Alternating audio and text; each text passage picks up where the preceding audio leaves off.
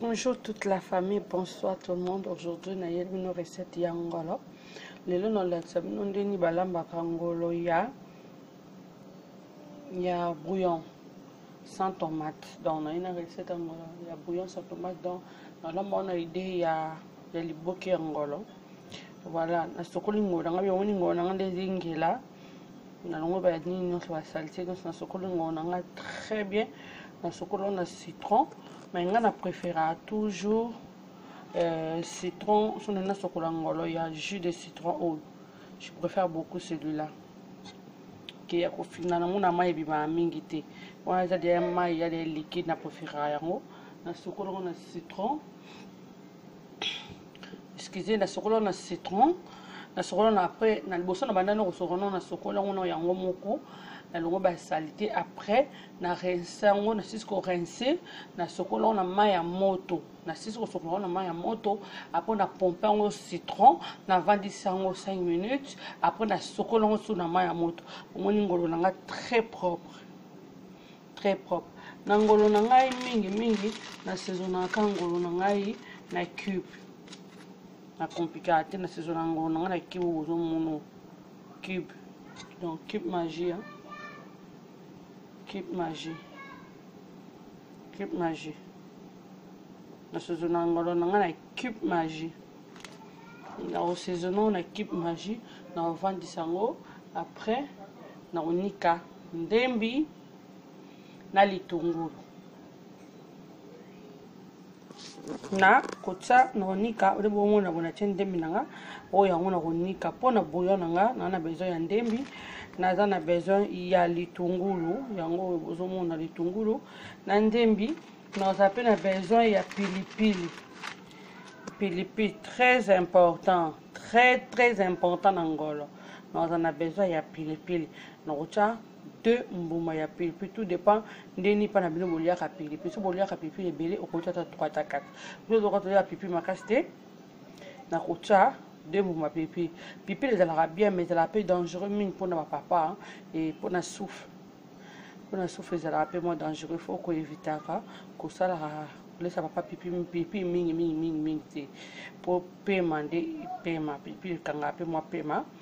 kocha 2 mbuma ya pilipili ngolo na biso ngoyo ndemi na biso ngo fona sokola ngo na itungu na biso pe fona sokola ngo na wakata na sokola bien après na tie na litungu. Ah au moment on a dans la saisonnière on a boire déjà 2 cubes magie na kati.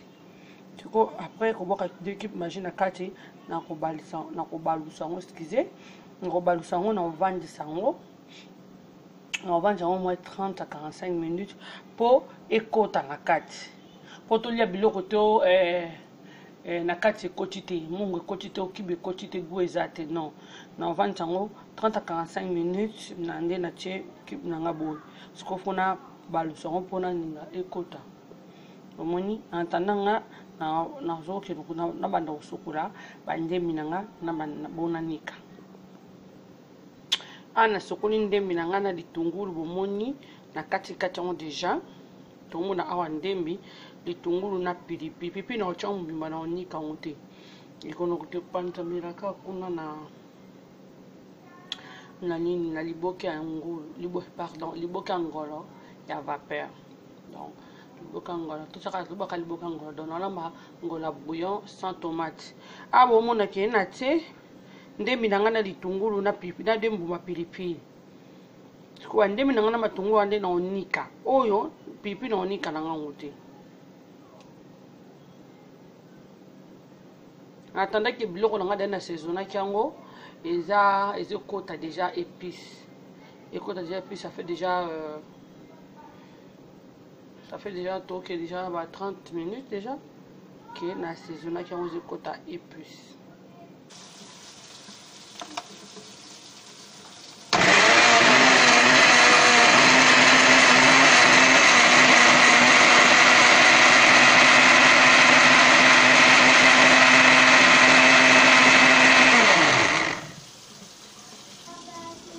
Asko mafuta na ngana chile na nzungu na ina kanga ba ikisi na ngai kanga ba ikisi na nga obomoni na wuti konika abo mona sauce na nga ndenge ezekani ngam nana en tout cas et kalingama na kata sauce na ngai na cheka kino boso na sabino kino chaki pe ai na nike pe ai yango na nike ai litungu na ndembi kuna olamba ona na nini sans tomate ai litungu na ndembi na nika kina kati siko de kalinga pardon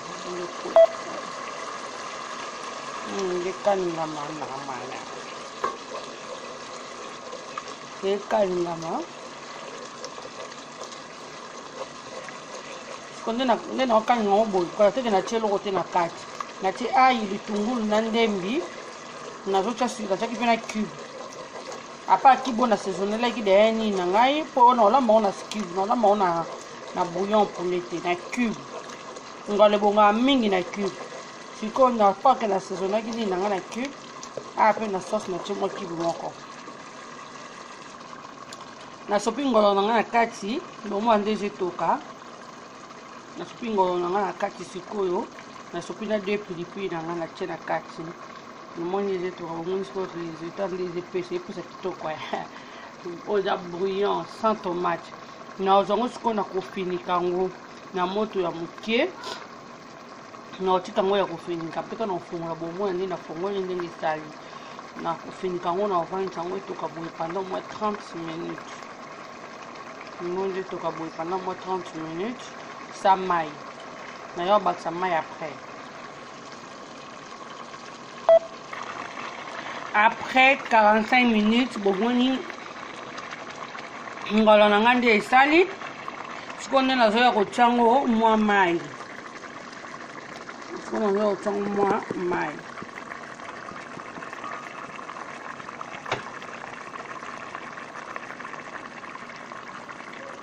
mai ya mingi te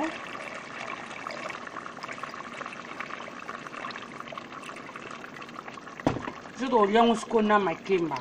okolyango pena kwanga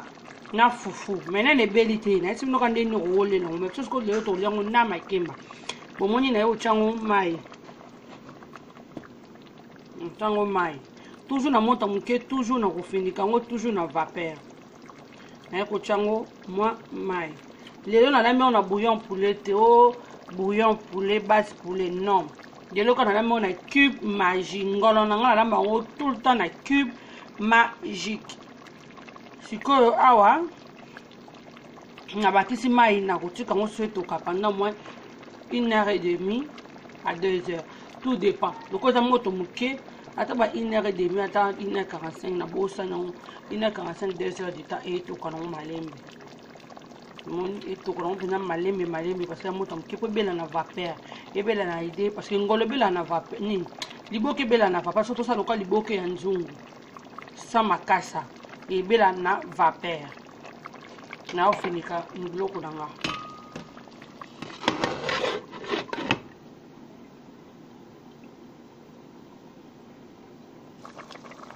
awa na dika na fina malanga ya pilipili bomonya ngenge zembi na fina malanga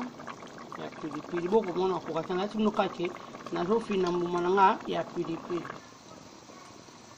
bomonya zitoka na vapeur ana na mofini kwa ina na fungo tela zitoka na vapeur dans 15 minutes. Après 1h30 déjà de ça, de nabaki, sikoyo, dans 15 minutes, on a moto, que c'est la moi 1h45. Donc là, la sève nous maquille, m'a pour qui préparer, c'est bon. On a ça nous kango vite fait. On a tout ça maquille balanga. Maquille balanga, on a tout qui s'appelle. Tout le monde a maquille ba. Donc ça maquille balanga, ni nangai, on a nangai ango. Maman bomoni ngolo na ngande ngebeli ebeli tokos nesi na film bomoni o suka repa na ngana sisi kolamba na se servi pona lia yangoyo bomoni ngolo na ngande bimi moni sauce na ngada toujours sans tomate na lambe sans tomate na vapeur nde na expliquer kibino na kata sauce na ngana chaki na nika kindembi litungulu na ai na lambe biloko na ngana cube magie ni mungwa ni bouillon poulet à base de poulet. Dans la mienne, kaka na cube ou am kiwana. Ozomona ngolo na ngai yango se servi po ngai pe nalia na nga makemba ya ki sujet na biso lelo te ben na toksi makemba na bo makemba lembi makasi bien sûr ay makemba lembi makasi normalement et la po na ko kalinga menga lokana na ina posa penza ole makemba batokisa na zala ka na o na préférer na tokisa po nga mono lia mais ce qui ba bazaki na ngo za obligé ya ko kalinga ngo za bilo na nga moya ko lia na papa yango moni na tokisi na nga potolia biloko na ngai yango bomoni ngolo na ngai ndenge bimi bomoni pe sauce na nga ndenge sali mona esalami sans tomate yango sauce na nga même pas tomate mbuma obozo mona rouge yaki pilipili na chaki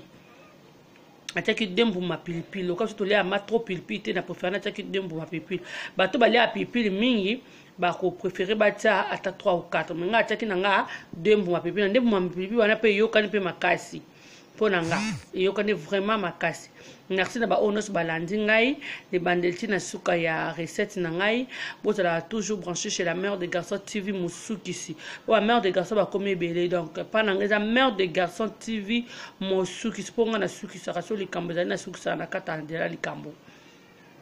ndenge zali alors bato bazasi batasika bo s'abonner bo liker bo partager et ezala bien to s'encourager na ndenga malamu to s'encourager na ndenga hypocrisie to tika kobenga kanoko YouTube po akata biso ba abonner c'est pas gentil to linga na ndenga solo. Je tiens à remercier